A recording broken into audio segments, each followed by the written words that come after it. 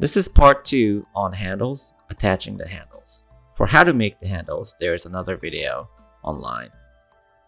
These are the different forms that I made, and now we will attach one of these.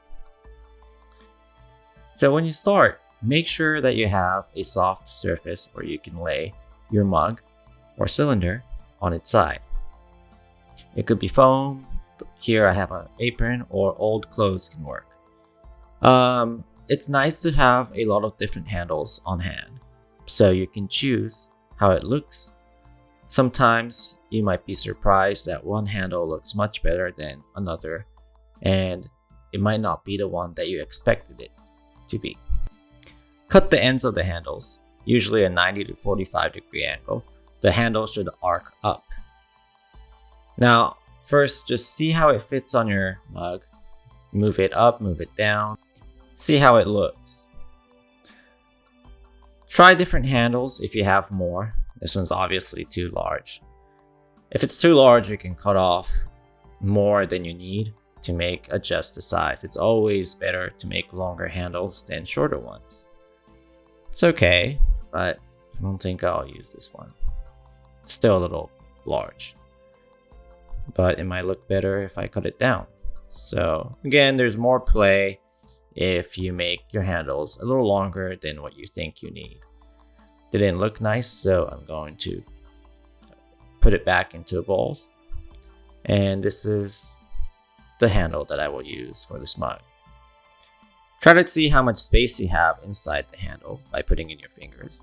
If you have too little, you might want to adjust where the handle should attach and make more space. Now I made a line with the knife tool, and using my serrated rib, I'm scoring the area where the handle should attach. Add a little water, and the water should be just enough so that the surface soaks and becomes mushy. If you add too much water, the handle will slip and you'll have a hard time attaching the handle.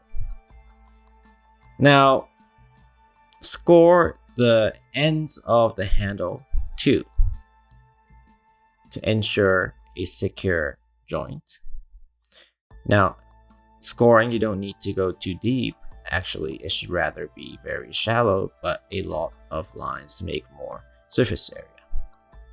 Added a little water, but not too much, since my handle is fairly wet and soft. And here I'm pushing down on the handle, applying pressure, making sure that the slip comes out from between the handle and the mug. You want to make sure that there's no space between the mug and the handle.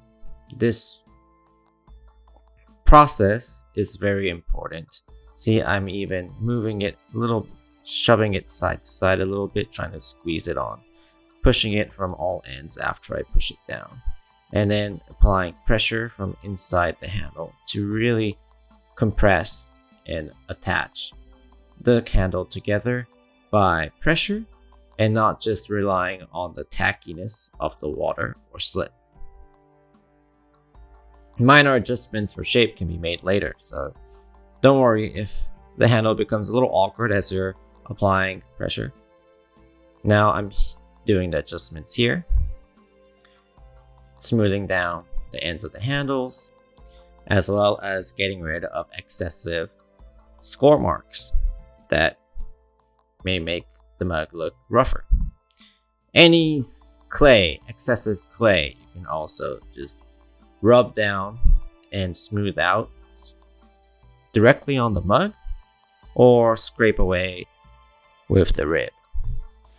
Now see how it fits in your hand. Put your fingers in there, but make sure you do this carefully. You don't want to just hold it by the handle. See, I have my left hand hold the actual piece as I try the handle with my right hand.